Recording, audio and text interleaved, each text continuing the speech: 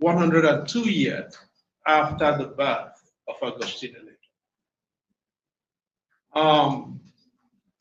A lot has happened in that period, and I'm glad we are returning to discussing special procedures and human rights defenders and civic space, which is where the story originally began. And I've been asked to, in some ways, look back and look forward on the trajectory of special procedures.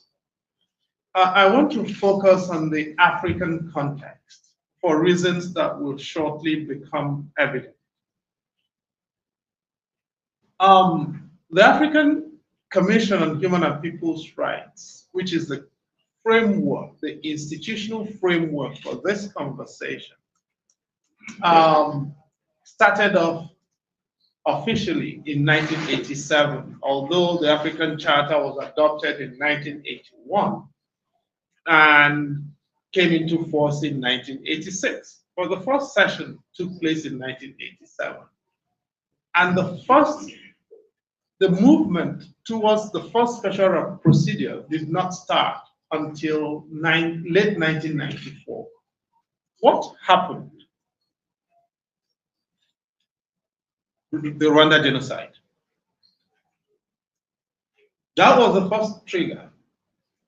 And across the continent, most people who were active in the work on human rights believed that the human rights constituency failed Rwanda in the aftermath of the genocide. And at the African continental level, of course, the IPEC was set up, the International Panel of Eminent Persons, which delivered this report 2 years later under the title, The Preventable Genocide. That report was submitted to the OAU there. But at the African continental level, the feeling was the African Commission could have done a little better in terms of human rights intelligence and early warning. And so the reaction was a suggestion to the African Commission to start working on the creation of and deployment of special procedures. Two immediately came to mind because as this was happening, we got into 1995, and then the killings of the Ogoni environmental activists in Nigeria happened. So two procedures were then proposed. One was a procedure on summary, arbitrary, and extrajudicial executions in Africa and on torture, and the other was on prisons and places of detention in Africa. In 1996, both effectively were authorized and deployed. The Special Rapporteur on prisons in Africa was the product of work by particularly Fiona Hunter at the Penal Reform International and myself. And then I worked with Ahmed Motala, whom some people here may know, in drafting the mandate of the Special Rapporteur on torture. Ahmed is still alive. Fiona sadly died 2 years after the deployment of the Special Rapporteur's mandate of prisons and places of detention in Africa. And relatively, the Special Rapporteur on prisons and places of detention in Africa worked well and did a lot of work in surveilling prisons in Africa, and indeed crossed over into aspects of torture of prisoners and people in detention. The Special Rapporteur on summary, arbitrary, and extrajudicial executions did not do as well. And some people would argue that that came down to the choice of the first Special Rapporteur, who then became a minister in the Tunisian government of President Zinedine. So anybody, I think one or two people here whom I see may have witnessed the contretemps that happened between that particular special rapporteur and the former chairperson of the commission, the late Prosengema, at the prior session, where the chairperson told the special rapporteur that he had achieved zero in public on his mandate. I think in many ways that, and this was happening at the beginning of this millennium, that particular encounter then forced a review of the work of special rapporteurs at that time, about 2003, 2004. And in the aftermath of that review, special procedures at the African Commission were reconfigured. And before that, for the most part, we only had special rapporteurs. Thereafter, the tools were varied and variegated. So we then had the creation of not just special rapporteurs, but also working groups and committees. In many ways, therefore, what we are looking at is how the adaptations have worked. And the first point here is that special procedures are adaptive. They respond to circumstances. They respond to emerging challenges. And they are fashioned relative to the diagnosis of those challenges. In that context, the question can be asked, where have we succeeded? Where have we not done as well? And where are the gaps? And that's really what I'd like to try and look at, or at least make some inputs on. And as I've suggested, the mandate on prisons and places of detention in Africa has worked relatively well. The assessment was and remains that it has worked. And in many, that's surprising because not many people would have given prisons and places of detention a lot of prospects for success. But part of the reason it succeeded was that there was a supportive, complementary constituency of people working on prisons and places of detention who were willing to support the work of successive special rapporteurs, to provide intelligence and information, to provide reporting, complement their work, and accompany them with complementary advocacy. The special rapporteurs have also, the people who took that position have been focused in trying to make it work. The special rapporteur on free expression, freedom of expression has also been, by many standards, effective as well. That was subsequently updated and adapted to include a mandate on access to information. At the time that was created at the beginning of the millennium, we had about 5 access to information laws in Africa. Angola was actually one of them. South Africa was another. But really, and I think Uganda was a third, but we didn't have more than 5.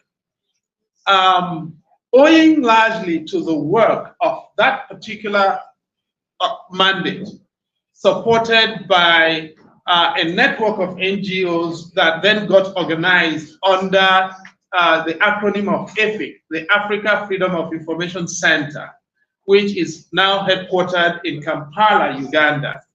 Over the period between 2007 and 2020, we got 24 more access to information laws in Africa adopted across different countries. And so you can actually, in many ways, metricate, measure the kind of success that has been recorded from the work of the Special Rapporteur on Freedom of Expression and Access to Information in association with the NGO communities who have supported that mandate. Now, as I said, the mandate on torture and EJ case has not been as successful And I think the record of the first special rapporteur, Professor Hatem Ben Salem, dissuaded many more people from paying a lot of attention to it. In terms of effort, I think it's fair to say that the African regional system has paid considerable effort to implementation of its decisions, and there was a working group, I believe, that was set up on that particular point, which later became a committee. But the output on implementation has still not, and follow-up of decisions of the Commission has not been as fulsome as some people would wish to see. In the 1990s in particular, up for about 10 years from 1993 until about 2003-4, I probably did the highest number of cases, not probably, actually did the highest number of cases at the African Commission on Human and People's Rights. And I spent a lot of time going from country to country to follow up on the cases that I argued. And so, for instance, I did the John Modise case against Botswana. And when we got the decision in Modise from the Commission in 97, 98, I had to raise money to fly down to Botswana to begin negotiations with Vice President Festus Mogae there, because the presidency said we should negotiate with the Vice President. And Festus Mogae was then the Vice President of Botswana. And we went into negotiations on follow-up and implementation of that decision, and pretty much got every element of that decision implemented and then reported back to the Commission.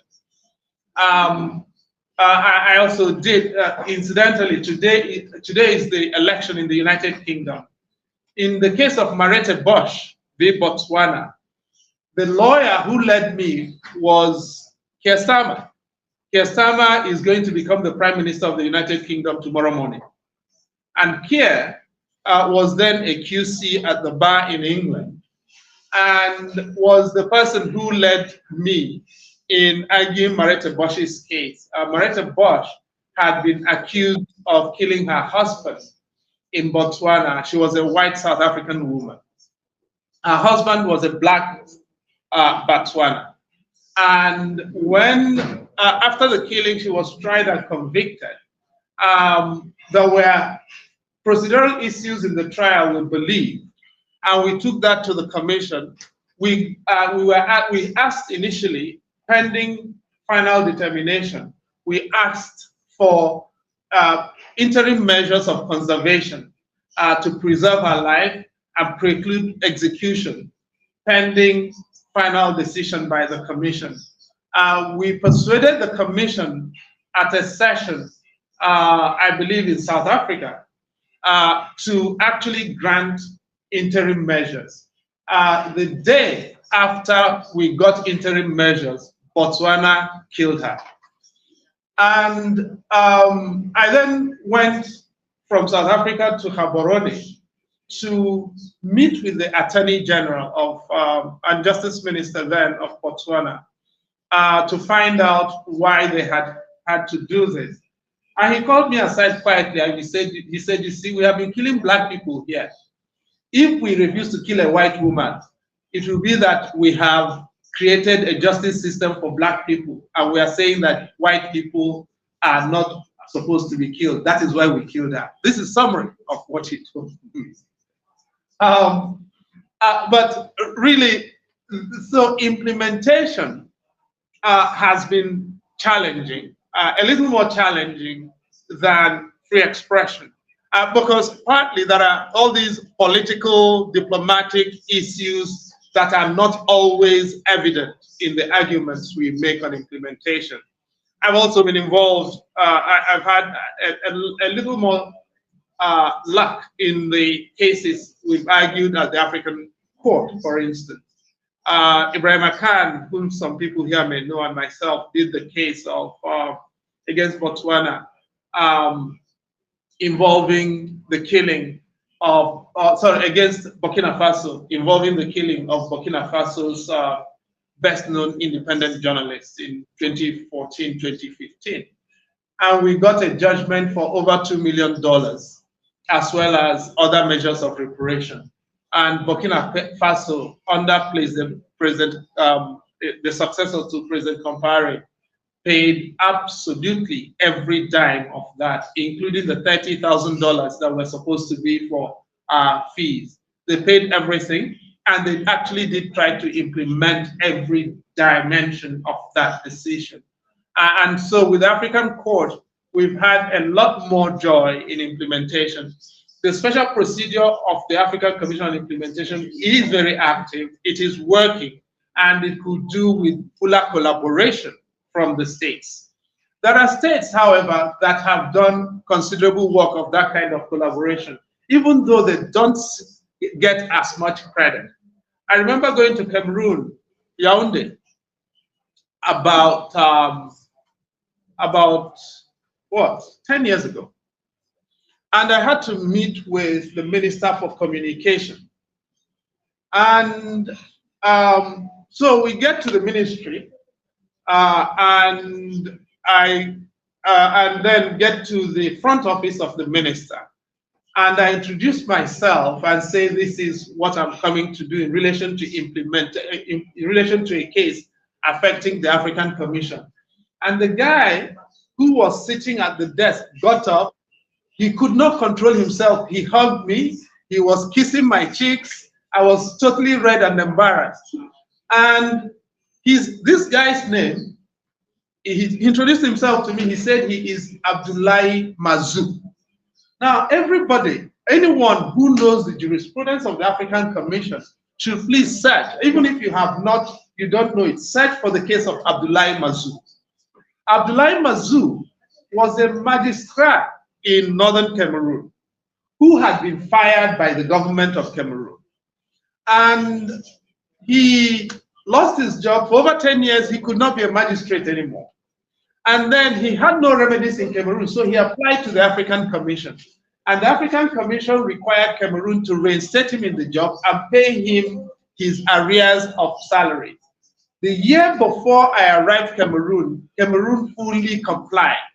They paid up his salaries. They did not absorb him into the magistracy. They redeployed him to the office of the Minister for Communications as a special advisor. That was the context in which I met him. As far as he was concerned, the African Commission was the best thing that had happened to the world since sliced bread. And so he facilitated absolutely everything I had to do with the government and the Minister for Communications, and made sure that we won the case that we were doing against the ministry. So these are, I'm just telling some of these nuggets, because a lot of people sit down and say, what do these regional human rights systems do?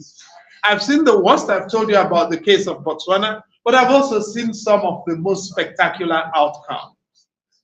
Norbert Zongo's case in Burkina Faso, Norbert Zongo being the journalist who was assassinated with his brother and his employees by Blaise Compaoré's government in 1998. Zongo's case would not have come to justice without a regional human rights system in Africa. No. So these are some of the successes and these are some of the challenges. Now, where are the gaps? It seems to me, as I've said, special procedures are adaptable. That's the wonderful thing about them. That said, they can also be confounding and confusing. As you've heard, there are about 44 mandates, special mandates now within the UN system. And it can be confusing just trying to understand all of them. In the African system, I think we have 14 or 15, and so there may still be some scope for reworking that architecture of special procedures.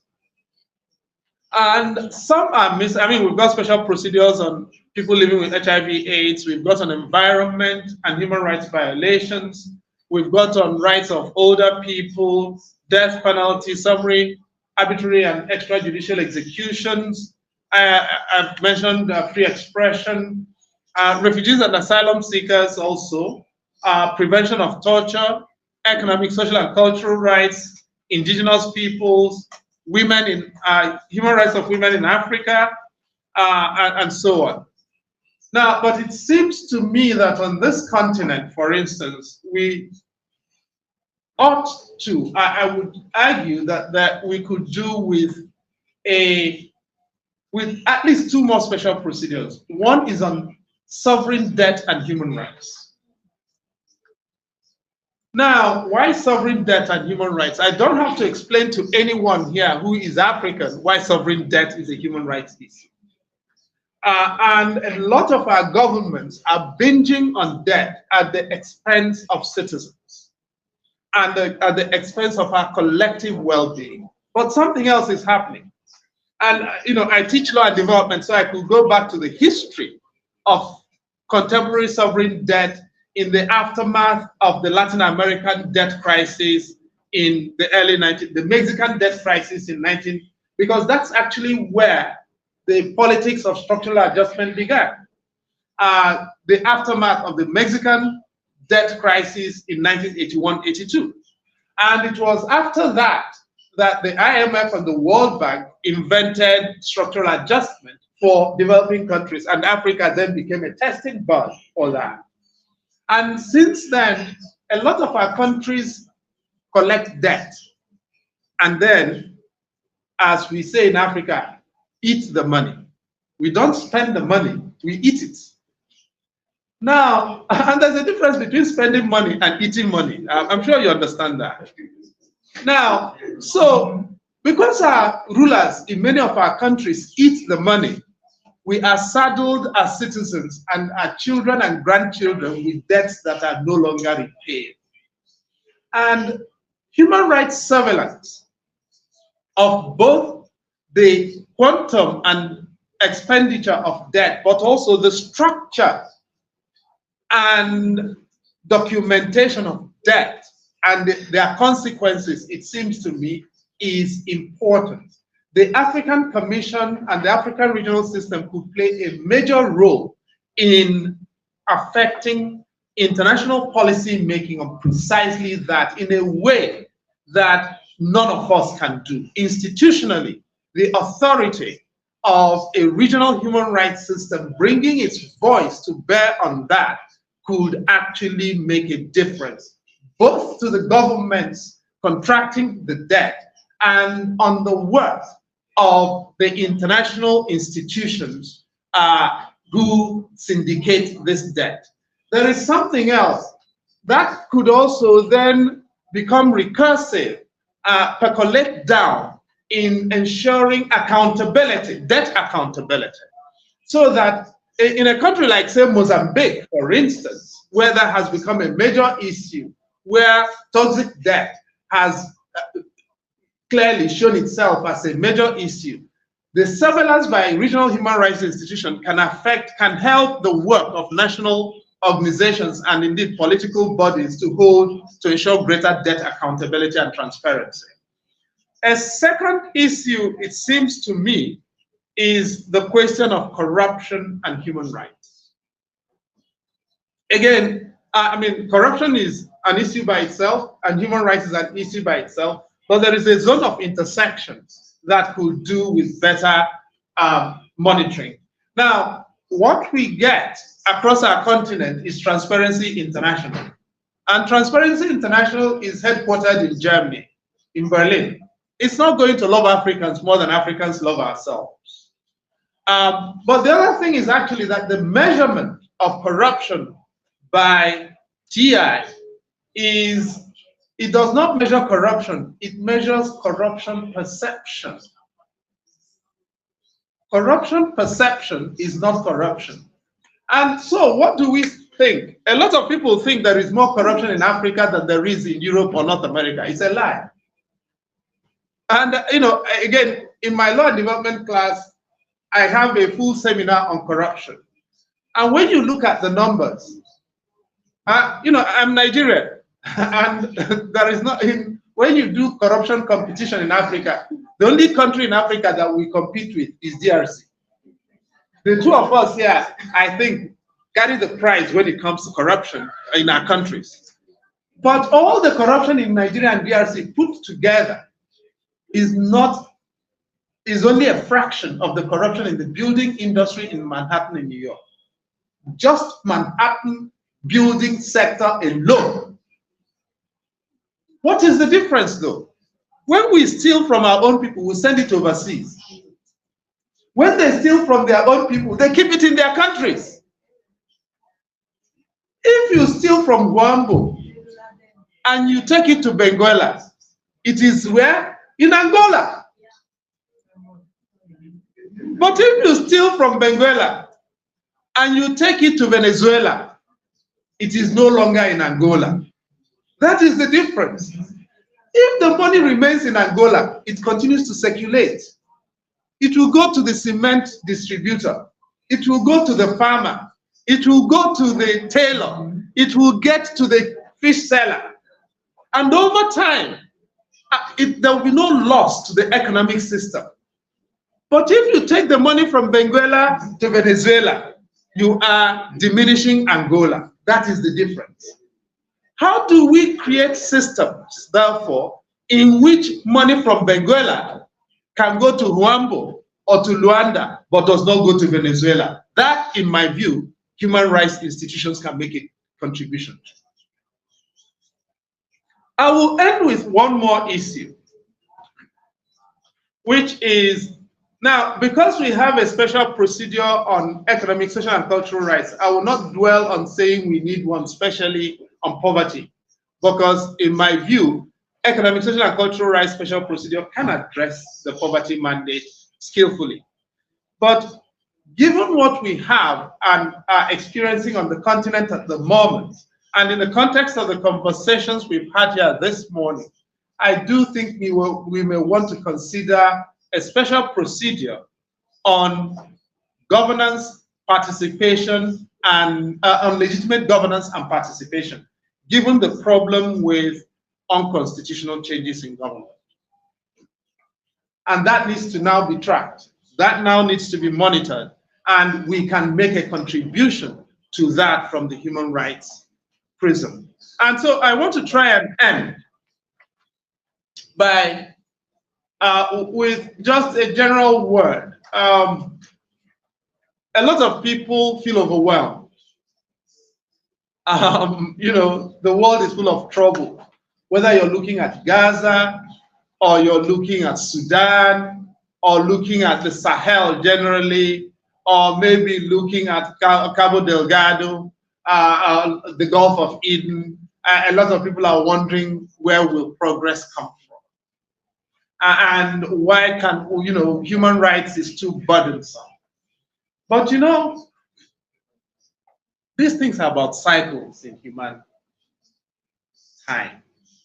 You know, for those, I see there are even Catholic priests here. There is a Dominican here, and there is a Spiritan there.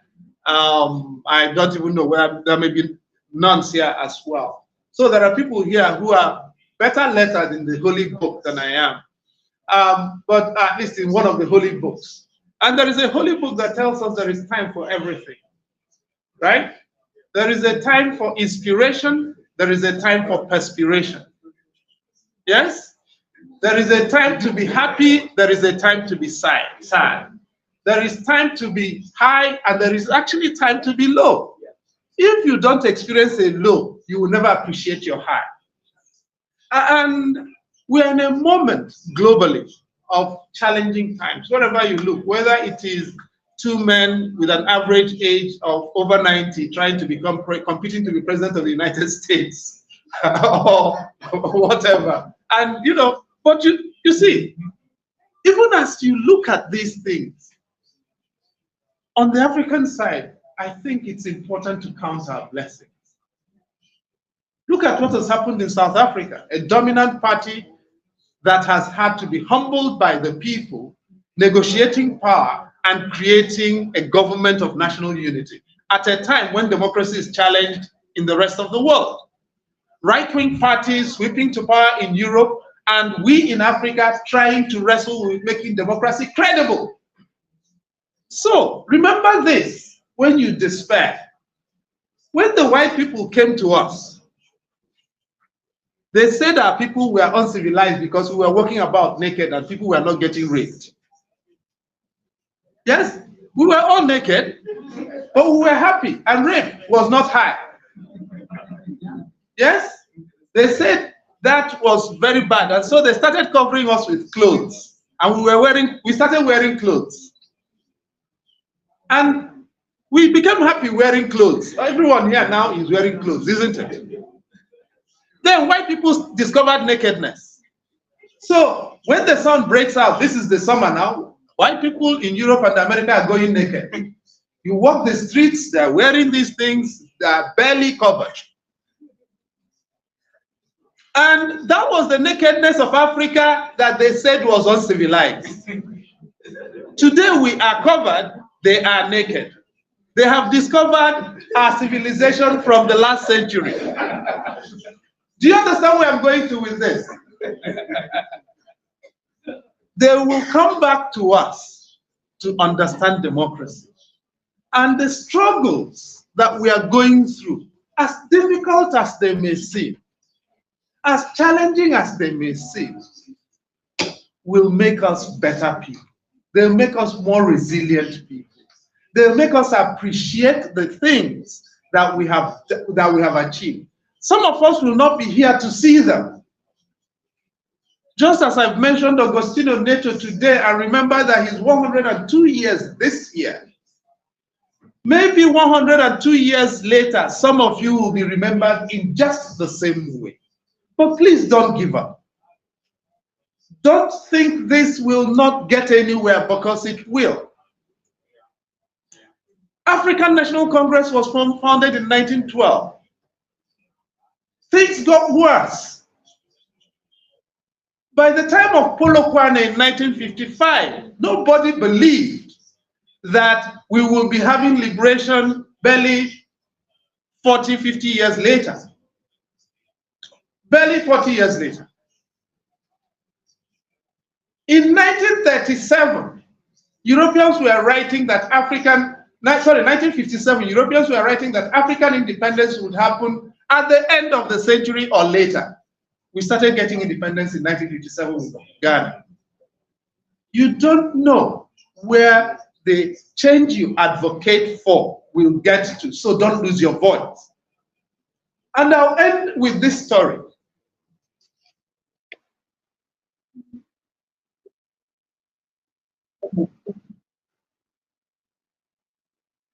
I went to Botswana to visit John. John was dying. We managed to get John's passport to him. Botswana had destroyed his life, made him stateless, ruined his family. John was dying and he told me, please, make sure this does not happen. John's case started in 1978. At that time, there were no remedies. At that time, there was no African Commission. There was no African Charter. By 2001, John had less than 2 years to live. In 2007, we managed to persuade Uganda under President Museveni to host a meeting, which I co-convened with Tajuddin Abdurrahim and Dismas Nkunda, to launch a demand for a continental statelessness convention for Africa. It looked mad. Nobody believed in it at all. 2 years later, Tajuddin was killed in a car crash in Kenya. We were only just drafting a protocol. This year, we have got the AU to adopt the protocol on statelessness, protocol to the African Charter. I drafted it. When I did, I was less than 40 years old. Today, I'm an old man. We have got that protocol in the books. It's going to benefit other people. By the time it benefits them, I'll probably be dead. That is how it works. Please, if you think there is a special procedure that is worth investing in, invest in it. Here you've got the chairperson of the African Commission and one who is interested in making the system work. We'll work with him. make the case. That special procedure may benefit someone who you don't know. And because that could happen, you must never, ever give up on advocating for that possibility. As long as that possibility exists, go for it. Thank you.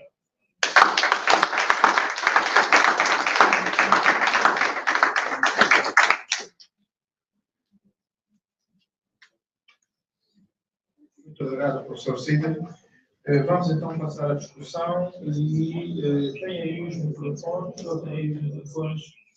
Quem quiser intervir, por favor, para permitir que não sejam poucos, vamos estabelecer aqui eventualmente 2 minutos para o comentário ou uma questão que quiserem levantar, por favor. No Moçambique, a terceira divisão. Na verdade, queria aproveitar a oportunidade para fazer uma questão também à União Africana. O silêncio, muitas das vezes, que a União Africana faz quando há uma perseguição política, assim podemos dizer, sobre alguns ativistas, alguns jovens que, na verdade, não concordam com alguma posição, não concordam com uma ideia, muitas das vezes são perseguidos. A minha questão é qual? Como é que a União Africana de Direitos Humanos fica em silêncio e não diz nada, não fala nada? Por exemplo, aqui em Angola, estamos na questão de 4 jovens, né? 4 jovens presos, que até agora não ouvimos nada ou quase nada sobre um pronunciamento sobre a União Africana com esses humanos que estão presos. O último é, então, a conexão, né, o contato. Muitas das vezes, a relação que muitos grupos sociais têm com a União Africana é por intermédio.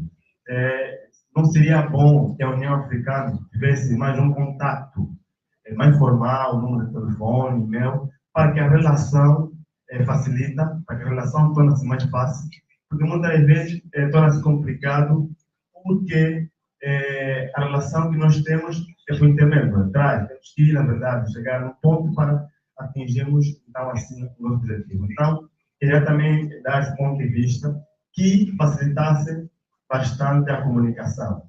Se nós tivéssemos uma comunicação direta, ia, na verdade, facilitar muitos problemas e solução também, assim, de muitos problemas. Obrigado.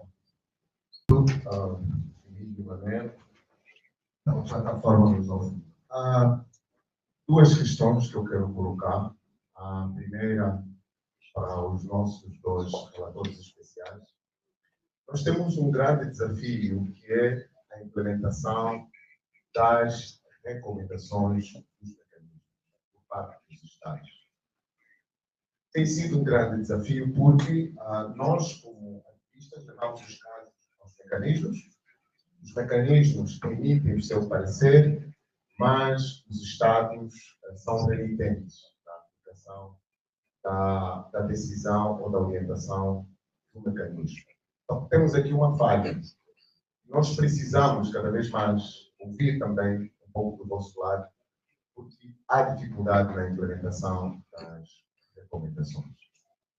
Para o ilustro professor, sim, é sempre um prazer ouvi-lo.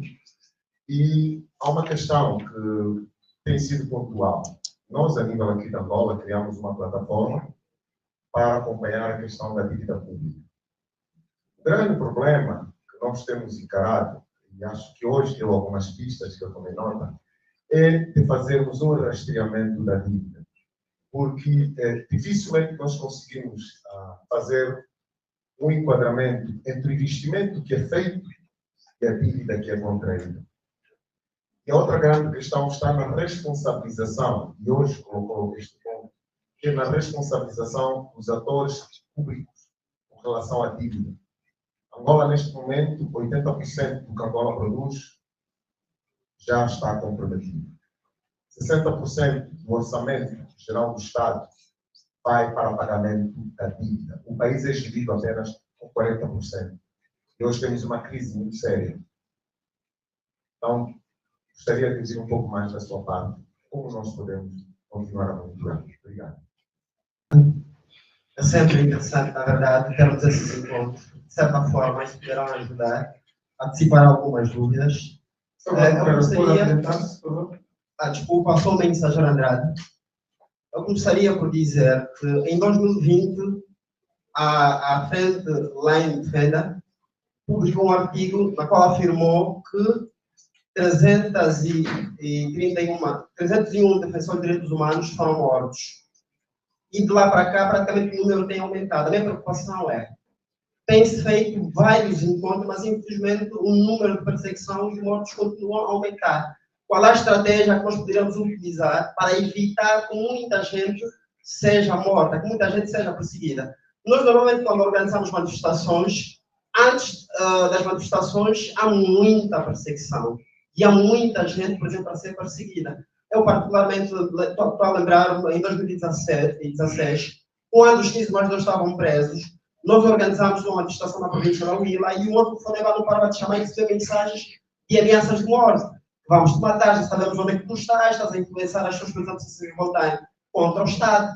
Mas acontece exatamente na altura em que há muitos seminários a acontecerem, mas as mortes não param, as prisões arbitrárias também não param. Muita gente praticamente está a ser perseguida. Isso faz com que aquelas pessoas que não estão do nosso lado tenham algum receio, algum medo de se juntar aos demais para que possamos ser muitos dentro dessa luta. Qual é a estratégia que a gente poderá, de certa forma, utilizar? O que é que, na verdade, está a faltar? Também o nosso presidente acabou de dizer aqui que os Estados africanos, muitas vezes, não têm, de certa forma, cumprido aquilo que praticamente está estipulado.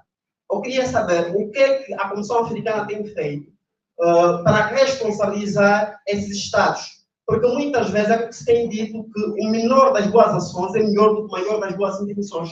Nós temos um Estado que muito se tem preocupado em fazer construções de discursos bonitos, mas infelizmente a prática tem deixado muito a desejar. É um Estado que está simplesmente preocupado em fazer construções de discursos bonitos, em que as pessoas têm estado simplesmente a aplaudir, mas a prática infelizmente tem deixado muito a desejar. O nosso supervisor também acabou de explicar que quando há um determinado país que está com dificuldade, tem algum problema, pedem autorização. E se o governo não autoriza, eles não vão para aquele determinado país. Eu gostaria de saber, quando o governo não autoriza, qual tem sido a posição da Comissão Africana. E acabo por terminar, o nosso presidente também acabou de explicar que há tempo, na verdade, para tudo. E o que o nosso presidente acabou de explicar praticamente não se aplica a um indivíduo, por exemplo, que está lá no Chipei. Um indivíduo que desde os seus 5 anos de idade até agora tem vindo a desenrascar para comer, vai dizer que só tem um tempo para a fome. Só mesmo há tempo para a escuridão. Eu vivo dentro de uma província da Huila em que existem pessoas, por exemplo, que nos seus bairros, desde a criação do mundo, não sabem ver com uma lâmpada acesa.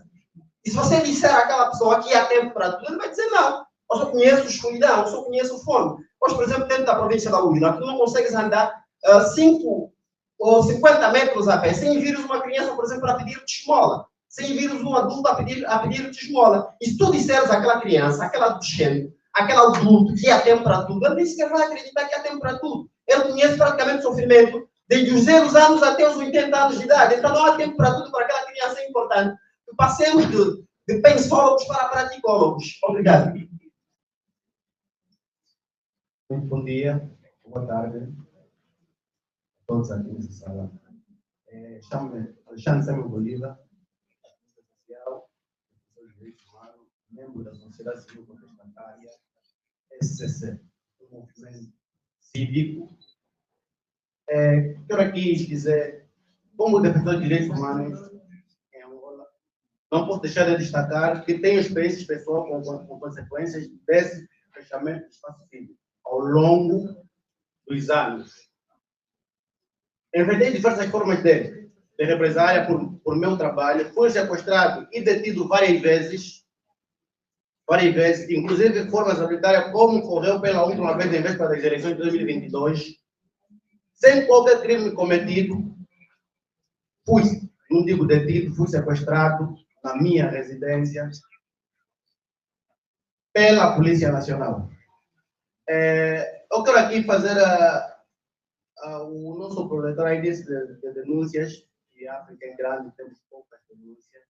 Quero aqui fazer uma denúncia pública e quero que levem em consideração e pratiquem e façam qualquer coisa. Temos 4 ativistas cívicos, defensores de direitos humanos, denominados Tanais Neutro, Gildo das Ruas, Abraão Pensador e Adolfo Campo. Estão presos há quase 1 ano, ou há mais de 1 ano, e não se diz nada, completamente nada. A Comissão Africana não diz nada, as Nações Unidas não dizem nada, mas são ativistas que foram detidos na concentração de uma manifestação pacífica e ordeira. Concentração. Não era realização, só estamos ainda a se concentrar para a realização dessa manifestação. E os mesmos foram detidos, de lá para cá não se diz nada, o governo de Angola não diz nada, os órgãos de justiça em Angola não dizem nada.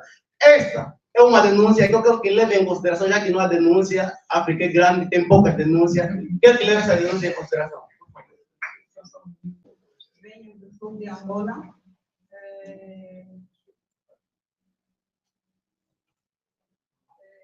Eu queria só apresentar a preocupação da lei, de uma proposta de lei que vai limitar o exercício das ONGs em Angola e também o exercício dos ativistas e defensores de direitos humanos.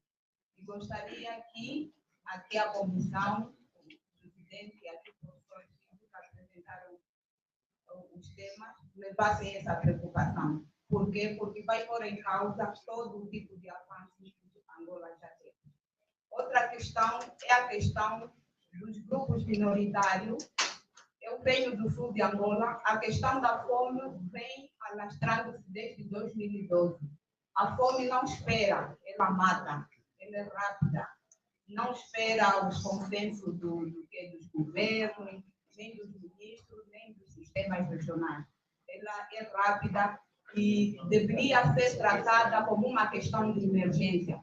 Mas para Angola nós não estamos a conseguir. Tanto fizemos, algumas ONGs unidas em plataforma, tanto fizeram para que o presidente decretasse o estado de emergência, mas não conseguimos. E tanto estamos a lutar para que a questão da alimentação adequada faça parte do pacote dos direitos humanos, dos direitos básicos humanos. Também não estamos a conseguir. E como não estamos a conseguir, de lá para cá está a morrer muita gente e apareceu o fenômeno de refugiados climáticos. Nós sabemos que a Europa está com uma crise de refugiados. E aqui na África aumentou, para além de refugiados no seu todo, no seu geral, por causa de conflito e de outras coisas, aumentou mais este paradigma de refugiados climáticos. O que a Comissão Africana pode fazer para poder influenciar os Estados a olharem mais para os problemas básicos e tentarem criar indicadores de progresso neste campo? Porque estamos vendo muita criança, muita mulher, e as mulheres ficaram guardiãs das suas aldeias e os homens foram-se embora. Je vais encore exprimer ma gratitude à l'auditoire qui nous a suivis depuis ce matin. Je remercie aussi mes panélistes avec qui je partage la table. Madame la rapporteure spéciale des Nations Unies et le professeur Chidi pour leur exposé de qualité. Je n'ai pas pu les remercier parce que j'intervenais en premier. Je les ai très bien suivis. J'ai aussi beaucoup appris, beaucoup tiré de leurs interventions. 5 questions, je pense que la Commission peut répondre aux 5. Mes collègues aussi pourront, panélistes pourront répondre. Alors, il y a 4 jeunes citoyens angolais qui sont en prison. Vous ne regrettez, vous ne comprenez pas pourquoi il y a les silences de la Commission africaine et pourquoi il y a le silence de l'Union. Pourquoi il y a le silence de la Commission africaine et dans le peuple, pourquoi Après, il y a le silence des Nations Unies. Je répondrai sur le volet Commission africaine. Ne pensez pas que la Commission africaine est automatiquement informée de la situation des défenseurs des droits de l'homme chaque fois qu'il y a un problème avec le gouvernement. Il faut un canal d'expression, il faut un canal pour véhiculer l'information. Cet après-midi, on va écouter Anna Foster. Je vous ai dit que c'est l'une des meilleures spécialistes qui encadre la société civile sur ce continent. C'est avec elle que je mène depuis 3 ans, 4 ans, un travail important de mobilisation de la société civile lussophone. Je vous dis, il y a simplement 4 ans. Madame Anna Foster va donner les détails, que vous paraissez dans le radar de l'Union africaine. La société civile lussophone était complètement inexistante. C'est pour ça que je voudrais rendre hommage à une femme courageuse comme Maria-Teresa Manuela, qui est rapporteure spéciale sur les prisons, conditions de détention en Afrique et l'action policière, qui a pris le courage, malgré ses charges énormes, de venir représenter la société, la communauté lussophone, qui n'est pas une région en tant que telle, mais à raison parce que les pays lusophones ne sont pas à un endroit géographique situé, ils sont éparpillés à travers l'Afrique, au centre, au sud et à l'est de l'Afrique. Qui a pris le courage de venir représenter cette communauté et faire entendre votre voix. Il en est de même de la société civile. Ça, c'est au niveau institutionnel, au niveau des hauts fonctionnaires de l'Union africaine, au niveau des élus. Et au niveau de la société civile, un effort devait être fait. Et nous avons fait, nous sommes partis avec Anna Foster. On n'est pas arrivé ici en Angola, mais nous voici maintenant ici en Angola pour vous mobiliser. Parce que vous étiez inexistant dans le radar, vous n'étiez pas comptabilisé parce que vous étiez absent. C'est pour cette raison que vous voyez aussi de l'autre côté, il y a eu un silence. Parce que si vous étiez dans le réseau aurait pu faire circuler l'information, remonter l'information jusqu'au niveau de l'Union africaine. J'en profite d'ailleurs, je ne l'ai pas dit, aujourd'hui que commence à germer, à exister un réseau des organisations de la société civile lussophone. Faites un effort, venez même solliciter très rapidement un statut d'observateur au niveau de la commission pour que non seulement vous soyez connus officiellement, mais aussi au cours de nos sessions pour vous venir parler. Par exemple, si ce réseau existait et si les ONG de la zone lussophone existaient, face à ce silence, un membre de ce réseau aurait fait le déplacement jusqu'à Banjul au niveau de nos sessions pour venir dire c'est 3 minutes, mais c'est beaucoup. Votre question, vous ne l'avez pas posée en 3 minutes. Voilà qu'en 3 minutes, vous avez dit 4 activistes sont en prison, nous avons besoin d'une action de la Commission africaine.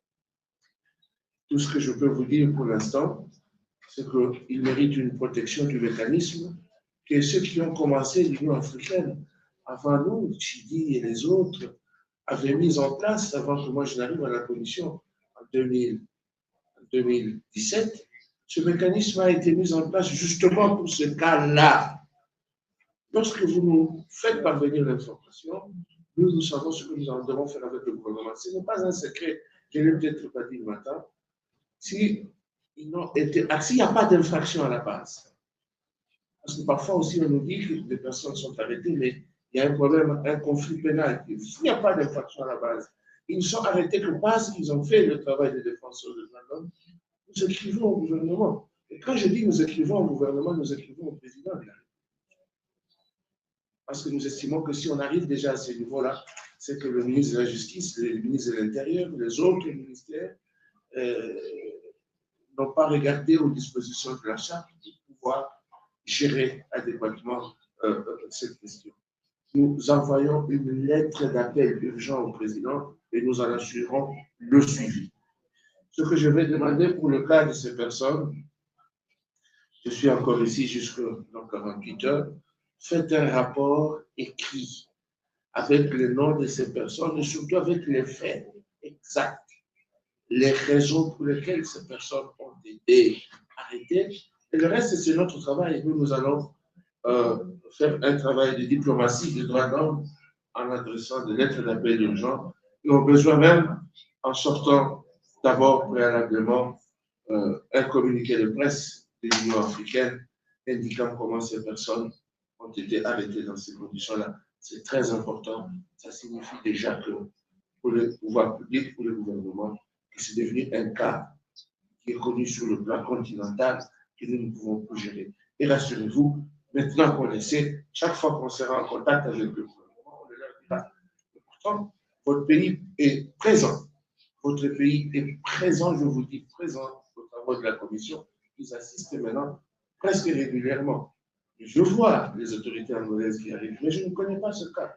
Je ne peux pas le connaître par magie. Faites votre travail, transmettez-nous un rapport, nous ferons le reste. Et j'encourage le réseau lussophone à se structurer très bien davantage et à solliciter un statut d'observateur. Ça aidera beaucoup. Parce qu'en ce moment-là, vous prendrez ce cas, vous le confiez à votre réseau et le réseau prend et le communique au rapporteur spécial directement. Numéro de contact et email, c'est des choses très faciles qui vont être mis à votre disposition. Mon assistante, Madame Anita, est ici. Elle vous donnera mon numéro de contact et le numéro de contact de l'Union, de la Commission africaine qui est sur le site internet. Deuxième question, grand défi, c'est la mise en œuvre des recommandations. Vous dites ce que moi-même j'ai dit, hein, la mise en œuvre des recommandations des mécanismes spéciaux par les États. Vous avez dit ce que j'ai dit déjà. Notre boulot, notre travail, c'est de formuler des recommandations dans tout ce que nous faisons au gouvernement. Et le plus grand défi que nous avons, c'est l'exécution, comme disent les physiciens, l'exécution quantique. Donc, à faible taux, l'exécution minimaliste des États en ce qui concerne les recommandations. C'est ça la maladie du droit international.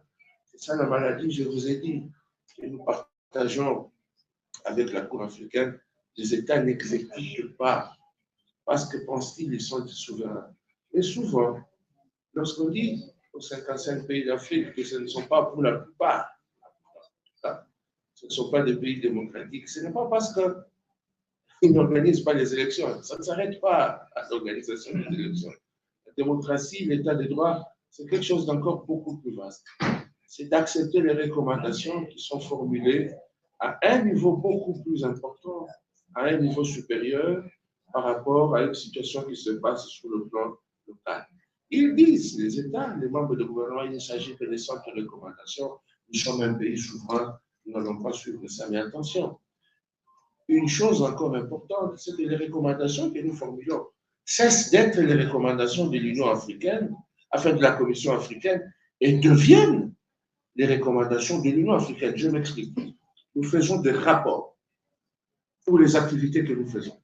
Pour toutes les activités que nous faisons en tant que mécanismes spéciaux, toutes les activités des mécanismes spéciaux constituent le rapport d'activité de la Commission africaine des droits de l'homme.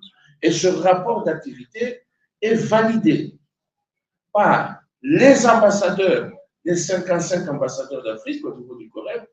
Il est validé à un deuxième niveau par les ministres des Affaires étrangères à travers le Conseil exécutif. Et il est autorisé, ce rapport est autorisé pour publication par la conférence des chefs d'État et de gouvernement. Ce ne sont plus des recommandations des petits experts indépendants que nous sommes, des petits commissaires que nous sommes, ça devient des recommandations endossées par la conférence des chefs d'État et de gouvernement. Je donne un exemple. Si nous recommandons que les 4 défenseurs des droits de l'homme arrêtés puissent être libérés, à ce jour, il s'agit de ma recommandation en tant que rapporteur spécial. Si ce n'est pas exécuté, moi je le laisse dans mon rapport. J'ai recommandé qu'on les libère. Ça passe à tous les niveaux, ça arrive à la conférence des chefs d'État Ils regardent. Ils disent, ah oui, c'est des choses que nous avons acceptées, vous pouvez les publier maintenant. Ça devient une recommandation de 55 pays ou de 54 pays sur un seul pays. Alors, ne pas exécuter cela, ce n'est plus de l'état de droit, ce n'est plus de la démocratie, ça devient de la prétention. Je ne le dis pas pour l'Angola, je le dis pour tous les pays d'Afrique qui m'écoutent et qui n'exécutent pas les recommandations, que ce soit de la Commission ou des autres organes. Il ne s'agit plus des recommandations d'un organe, mais ça devient des recommandations de l'Union africaine sur une situation précise. La question de M. Andrada sur les menaces qu'il subissait et le nombre de défenseurs de droits de l'homme qui continuent à être tués, que faire? Ce qu'il faut faire, c'est un peu la réponse que j'ai donnée l'autre fois. D'abord, je compatis avec vous sur tout ce que vous avez subi comme menace, comme représailles. C'est quelque chose qui ne peut pas arriver. La défense des droits de l'homme n'est pas une infraction. Je le dis tous les jours. Il n'existe aucun code pénal au monde. S'il existe, vous me le donnez tout de suite, je change de discours. Il n'existe aucun code pénal au monde qui érige en infraction la défense des droits. Un code pénal qui dit est érigé en infraction est punissable plutôt tout acte d'un individu ou d'une personne morale visant la promotion ou la protection des droits de l'homme, donc visant la défense des droits de l'homme. Il n'y a pas de code pénal dans ce sens-là. Mais vous apprendrez toujours ça et là que des magistrats, que des services de sécurité poursuivent les défenseurs des droits de l'homme, les menacent de mort et les tuent même, comme c'est le cas de ce que vous avez dit, de cet article qui a été écrit sur les défenseurs des droits de l'homme, 300 qui ont été tués et dont le nombre continue jusqu'à aujourd'hui. Ce qu'il faut faire, c'est ce qui a déjà été fait, c'est-à-dire vous faire connaître en tant que réseau des défenseurs et rester en contact avec les mécanismes qui ont été institués au niveau de l'Afrique, nous, au niveau des Nations Unies. Il n'y a pas que madame, hein, comme elle est special rapporteur of Freedom of Association and Assembly.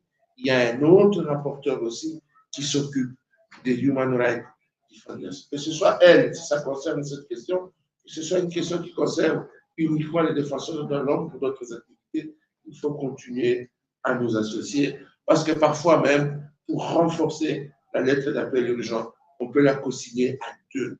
On signe avec. Vous n'arriverez pas vous-même à vous mobiliser pour avoir les Nations Unies et l'Union africaine interagir avec votre gouvernement. Mais nous pouvons le faire. Si le cas est vraiment grave, nous pouvons aussi nous mettre ensemble et écrire au gouvernement, comme nous le faisons. Les ONG le font aussi, mais c'est à des degrés divers, la manière dont ils prennent en considération ce que nous faisons et ce que font les ONG n'est pas la même.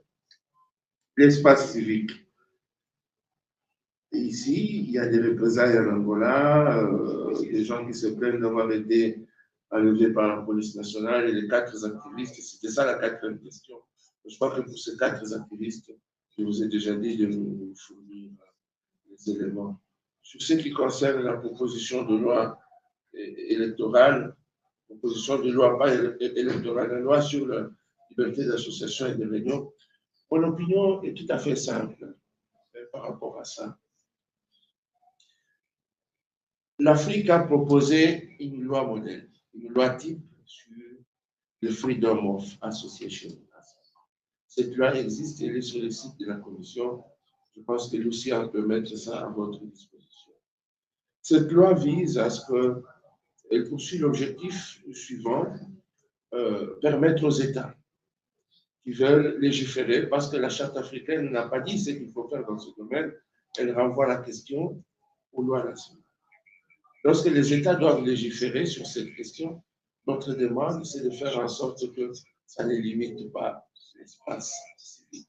Je le dis encore une fois ce matin, il y a des lois restrictives qui limitent l'espace civique en termes d'enregistrement, en termes de liberté d'association, en termes de liberté de réunion, en termes de financement. Ce n'est pas un problème qui concerne uniquement ce pays, ça concerne beaucoup de pays.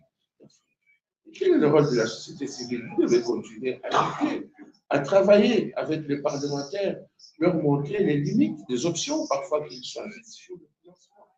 Tout à l'heure, pendant le tea break, un journaliste m'a posé cette question-là. Je lui ai dit, et c'est par là où je vais terminer pour permettre à mes collègues d'intervenir aussi.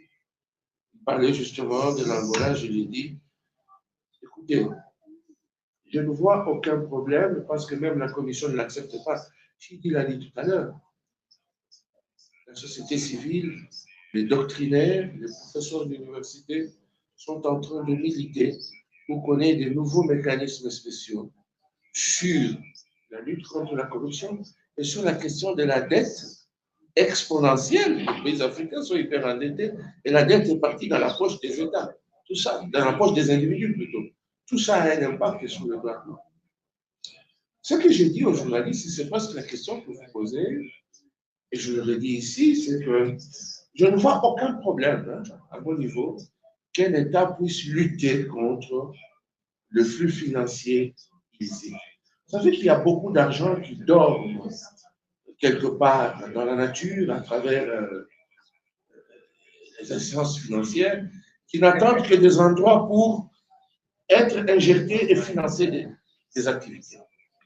Il y a des gens qui ont l'argent, ils ne savent pas ce qu'ils peuvent en faire. Il y en a qui financent des causes justes, qui créent des fondations humanitaires.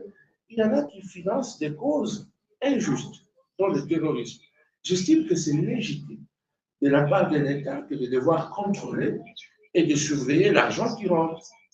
L'argent qui rentre dans un pays, c'est quand même quelque chose de légitime. Je serai ministre aujourd'hui en train de siéger dans un gouvernement, je ne leverai pas mon doigt pour dire un État ne peut pas surveiller l'entrée de l'argent. Non, ça c'est une prérogative qui revient à l'État dans le cadre de sa souveraineté. Mais ce que nous demandons seulement, c'est de tenir compte de la dimension de droits de l'homme dans cette surveillance financière-là. Ne pas surveiller ça de manière à ce qu'on puisse, n'est-ce pas, vider le contenu de certains droits qui dépendent de l'argent qui arrive de l'extérieur. Parce que si aussi les structures de la société civile recevaient de l'argent du trésor public, on ne parlerait pas. Il n'y aurait pas de débat. C'est parce que l'État ne peut pas non plus financer tout le monde. Ou bien finance des structures qui lui sont favorables, et les gens sont appelés à capter l'argent à gauche à droite. Certains, peut-être, sont arrivés à capter de l'argent sale. Certains sont arrivés à capter de l'argent sale. Mais tout le monde n'est pas à être logé dans. C'est pas parce que certains, à un moment donné X, ont capté de l'argent sale à un endroit bien déterminé, bien situé, il faut mettre tout le monde dans le même sac. Surveiller, mais ne pas couper pour que les gens soient, c'est vrai financièrement qu'ils ne travaillent pas. Et comme je le dis, la société civile fait un travail important. C'est un travail de développement, parce que leur rôle, c'est des agents de surveillance. C'est eux qui rappellent au ministre, vous avez tel plan stratégique pour tel secteur d'activité, vous avez telle ligne budgétaire votée sur le trésor public avec autant de moyens. Mais in concreto, les écoles ne sont pas construites. In concreto, ce ne sont pas les fonctionnaires de l'État qui lutteront contre le ministre, pour le dire. Ils craignent la hiérarchie, ils craignent les sanctions. Mais c'est la société civile qui viendra dire, les écoles n'ont pas été construites. Les hôpitaux n'ont pas de médicaments. Les routes n'ont pas été refaites. L'éducation est en lambeaux. La circulation, le transport pose problème. C'est la société civile qui le fait. Et de ce point de vue, il faut le considérer comme des agents de développement. C'est ainsi que la loi que vous avez dans votre pays, il faut que ce soit une loi équilibrée. C'est tout ce qu'on va demander. Que ce soit une loi équilibrée.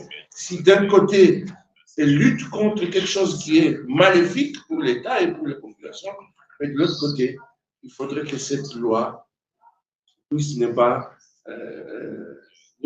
que cette loi ne déforce pas, que cette loi ne puisse pas affaiblir la société civile, parce que sans ce financement, rien ne peut être fait. Si cette loi vise aussi, selon ce que j'ai compris, à limiter le droit à des manifestations, à couper vraiment, à instaurer un régime d'autorisation, ce n'est pas le standard de l'Afrique. L'Afrique est au standard d'autorisation et pas l'Afrique est au niveau du standard d'information et pas au niveau du standard d'information. Le modèle que nous proposons aux États, ce n'est pas un modèle où chaque fois qu'il faut faire les manifestations pacifiques, ce que l'Union africaine propose, c'est que, et même les Nations Unies, chaque fois que nous voulons que les organisations de la société civile veulent faire des manifestations pacifiques, qu'elles puissent informer le gouvernement, pas demander l'autorisation. Parce qu'en demandant l'autorisation, on finit toujours par contrôler et limiter encore l'espace civique par ce régime d'autorisation. Voilà ce que je peux dire. Et si vous comprenez bien mon discours, c'est un discours qui place le curseur au milieu, tenir compte des intérêts souverains des États, mais tenir compte aussi des droits de l'homme, parce que justement, tout ce que l'État fait, ça vise toujours les intérêts des humains, ça vise toujours les droits de l'homme. Les États ne peuvent, même si vous surveillez le crime financier ici, cela ne peut pas impacter négativement les autres droits de l'homme qui existent sur le territoire. J'ai donc amené un message de discours équilibriste. Je vous remercie. Madame Cecilia, can you please repeat your first question? A primeira pergunta é sobre a proposta de lei que o governo angolano está a levar a cabo para limitar as ações e os exercícios das ONGs, da sociedade civil. Nós aqui dentro estamos a nos mobilizar e as Nações Unidas, uma das comissões das Nações Unidas também já se pronunciou sobre essa proposta de lei do governo angolano, mas não temos nenhum pronunciamento da Comissão Africana. E esta é a minha inquietação. Estamos mais próximos aqui na região e não temos esse pronunciamento. Thank you very much, Madam, and thank you also to all the colleagues who have intervened and to my colleagues here on the podium. All I can do is let me just try and start from the last intervention. Largely, again, because the Holy Book says that the last shall be the first. Huh? So, if we were to start from the last, we shall be the first. There are two questions by Madame Cecilia. One is this thing, I should confess I've not seen the draft law, and therefore I don't want to comment on a law that I have not seen as such. What I therefore want to say about it, to the extent that I can say anything, is broad and methodological. First of all, Angola has ratified the African Charter on Human and People's Rights. It's also ratified the International Covenant on Civil and Political Rights. And within the doctrinal system of Angola, these are also domestic law, because ratification is preceded by legislative action. And it's only Parliament that authorizes the executive to ratify here. So those two instruments are domestic law in Angola. As a matter of legal standard, therefore, Angola cannot just legislate within the confines of its constitution. Any law on the operations of NGOs has to also be compatible with the provisions of both the African Charter on Human and People's Rights and the International Covenant on Civil and Political Rights. But there is one more thing. Angola is also party to the treaty establishing the Southern African Development Community, and as well as to the common market of East and Southern Africa. That means, because you see, NGO operations, a lot of people don't know this as a matter of law and don't think it as a matter of law. When you legislate on the work of NGOs, you're actually affecting company law. And you're also affecting free movement of capital, because NGOs actually trade in capital. NGOs work with money. Well, Kutakesa, to organize this meeting, needed money to rent this hotel, to hire these things, and all of that. Yes? So you're not just going to have to comply with human rights law. We all know that. You also need to comply with international economic law, regulating companies and regulating free movement of capital within a regional integration arrangement. Now, this has implications for all of us, because a lot of us who are human rights advocates just confine ourselves to understanding human rights law. We need to be a little more expert in understanding the laws that govern international movement, factor mobility. And by factor mobility, I mean the factors of production: land, labor, capital, management, and information. Those are the factors of production.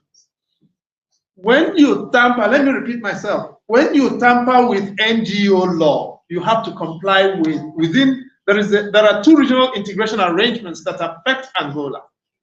One is SADC, the other is COMESA. And SADC has a court in Gaborone. COMESA has a court that has now been relocated from Khartoum to Lusaka. And we need to be able to use these to put pressure on domestic systems so that they know, at least if they have to oppress NGOs, they will have to work to a higher standard of skill in order to be able to make it lawful. The other thing I would add, you make the point about food security, hunger, and climate change. All of these are human rights issues. How we deal with, and a lot of our countries are not yet, Angola is still largely reliant on hydrocarbons. It's an oil economy. And the implications of the energy transition and of climate adaptations for the country have not yet been worked out. For a lot of us Africans, all of these things are not new. Climate change is not new.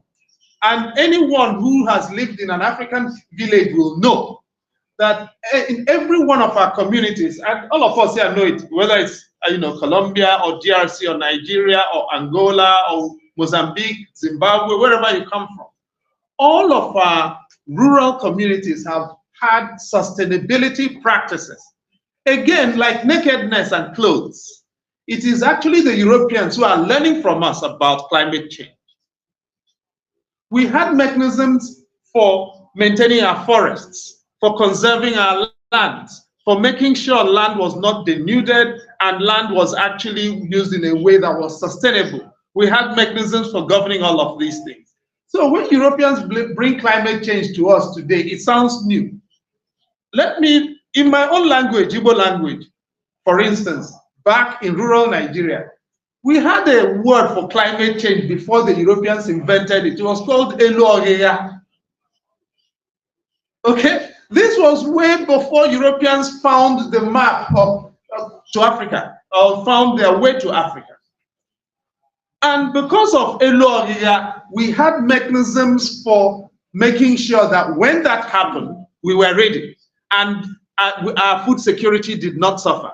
So I would also recommend to those of us who are interested in energy transition and climate change to go back to our roots and let us begin to understand a lot of those practices and begin to make them the subject of proper legislation and documentation.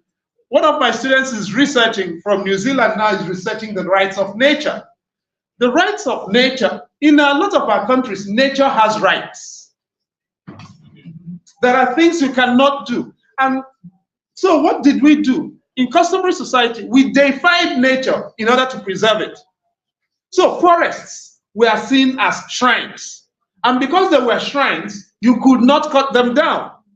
And because you could not cut them down, you conserved them. You preserved them. And we made sure that they were there from generation to generation. But then the Europeans came to tell us that if you deified a forest, you were an idol worshiper. So we started destroying our forests. Today we need climate change. So you see, we need to go back to understanding who we are and where we come from. And don't believe every European when they tell you this thing you're doing as an African is wrong. It is a lie. be very careful to the kinds of Europeans you listen to. That's exactly what I'm saying. Now, about the chairperson of the African Commission has dealt with the issue of human rights defenders, and I can't improve upon that, and he's got the mandate as well. But you see, a regional human rights institution is not a magician. To be effective, we've got to engage it and engage it effectively. And it's a skillful process of careful management. In Nigeria, when the military were in government, they closed down every avenue of remedies, and we ended up, the only place we had to go to was the African Commission. And over the decade between 1992 and about 2003-04, that was the only place we had to go to. We managed to use the African Commission very effectively in that period to win a lot of victories. And for societies that are experiencing a closing civic space, the African Commission does offer mechanisms that you may not understand. Zimbabwe also tried it. For instance, the Zimbabweans did not take the African Commission seriously until ZANU-PF really closed down everything. Then the Zimbabweans became very avid users of the African Commission. And then the Zimbabwean government discovered they had to elect somebody to the African Commission. So they sent Victor Chigovera there, who used to be Attorney General of Zimbabwe. And so now Zimbabwe takes African Commission very seriously. Algeria also did the same. They didn't take the African Commission seriously until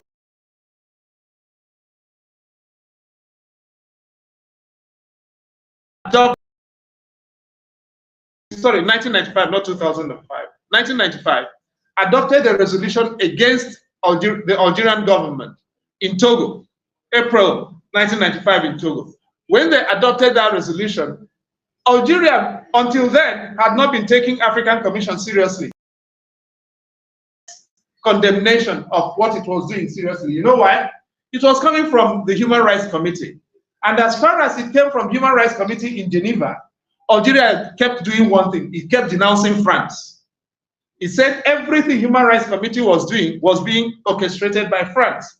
And France should understand colonialism has ended. Algeria is now independent. Once the African Commission adopted a resolution against Algeria, Algeria's strategy changed. Why was that so? It could no longer accuse Africa of colonizing Algeria. So it had to change its stand. What did it do? It got an Algerian elected to the African Commission. His name was Kemal Rezak Barra. Within 5 years, Commissioner Barra became the chairperson of the African Commission. Algeria attends every session of African Commission since Lomé in 1995. There is one thing, you may not understand it, but African countries take African condemnation seriously. They will not, as long as it's from Europe, they are not worried. Europe colonized Africa, they are wrong. That is the answer. But when it comes from Africa, we do bother. That is why you need to take African institutions seriously. We may not look like we are big, but we are effective when it comes to the kinds of things the African Commission is established to do. And that is why I would encourage those who are interested to please engage it skillfully. Engage it with information. Don't just think because things happen in Angola, the African Commission will sniff it out and know it. No. And now you have a commissioner from Angola. And by the way, Lucia is half commissioner. Where's Lucia? Where's Lucia, by the way? Lucia is an institution on the African continent. I'm telling you the truth. No other person, few people on this continent can organize this meeting. No, this is the truth. There are few people on the African continent who can organize this meeting. Bring the chairperson of the African. I don't go to South Africa. When the South Africans invite me, I tell them I will not come to your country. Lucia, I will come to Angola 100 times if Lucia invites me 100 times. That is the difference. So please, if you cannot get to the African Commission, go to Lucia and tell her we need action on this. a half commissioner of the associate commissioner of the African Commission. Seriously. Now, and about debt monitoring, by the way, debt is a very technical issue. And I would suggest if you don't do any other thing, coordinate with the regional and international networks on debt. Because it's very technical, and debt quite often is a matter of contract law. It's the agreement the country reaches with the debt providers. So now the advocacy at the moment is to be able to relocate that from contract law to public law and public international law. That will take some time to materialize, and that requires skills and information. And this is where the international human rights and regional human rights bodies can help. Because when they get engaged with it, they start creating material on the basis of which we can make public law arguments. As long as this is a private law argument, it will be governed by rules of privilege of contract. If it is public law, we can then begin to engraft onto that argumentation other considerations that deal with the public good. And that requires us, therefore, to tap into the networks of information and advocacy available. For instance, the Debt Global Week of Action. The third week of October is the Global Week of Action on international debt, on sovereign debt. It's important, for instance, to be part of that. We also have the African Sovereign Debt Justice Network, which is specifically targeted on Africa. But most of our countries, bar none actually, maybe with the exception of South Africa, but nearly every country in Africa is suffering under the burden of unsustainable debt. The implication is our currencies are diminishing, real earnings are diminishing, poverty is rising, immiseration is rising, the public good is being diminished and destroyed, and the sustainability of our races is also affected. Oh, by the way, cost of money is much higher, access to credit is completely wiped out, and that means, therefore, that poorer people are being driven into greater poverty. Businesses are collapsing. Small scale, medium scale, micro scale industries can no longer expand to hire people. Unemployment is therefore rising. The implications are spectacular. So, and even if you cannot monitor the numbers, you can report on the human rights consequences. And to make that effective, the regional networks are necessary. I'll yield there. Thank you very much. Sheila? Yeah, I have many things to say, but then as the time is little, what I would like to do is perhaps just to keep my answers to the next session when we are after Hannah's presentation on that. So perhaps that is good. The only thing that I'm going to say regarding debt is that the special rapporteur on debt is coming to Angola on an official visit from the 8th of July to the 17th of July. Perhaps for the people who is interested in that topic, that engagement is very important. And then the idea then is after that meeting, after that visit, well, engaging with her also in the recommendations and how to do a follow-up on that, because that will be, if she is coming and you are bringing that topic, is because there is like an articulation between the need and the response of the system. But for now, then I can take like some of my views on the questions when we are in the session. Thank you.